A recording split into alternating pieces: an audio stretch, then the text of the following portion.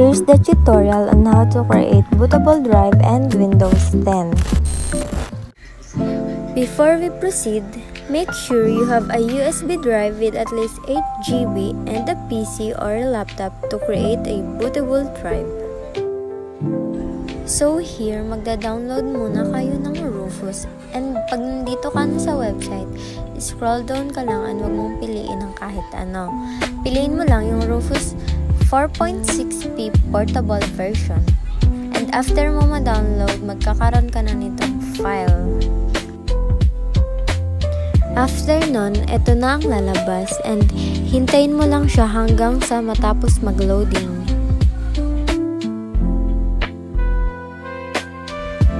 Dito guys, halos nasa kalahati na siya at malapit na siyang matapos, kaya hintayin na lang ulit ng ilan pang minuto.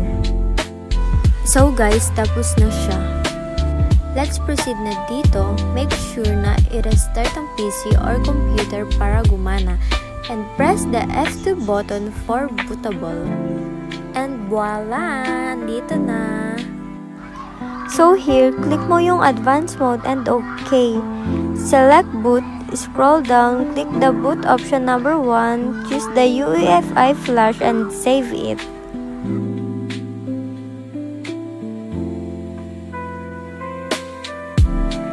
Dito naman, may lalabas na ganito. Click mo yung next and install. Hintayin mo lang siya mag-setup at ito ang lalabas. Pagkatapos nun, click I don't have product key. Next, accept the terms. Pagtapos, click install Windows only and delete mo yung iba dyan at itira ang unallocated space. At pagtapos mo na, i-delete lahat. Then click next. After nyan, hintayin mo lang matapos lahat.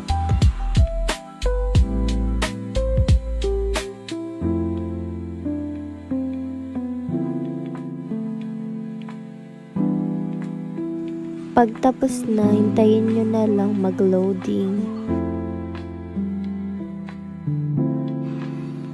Dito, proceed na tayo and click the I don't have internet. Also, click the continue limited setup. And after nyan, wait mo lang din mag-loading hanggang sa matapos.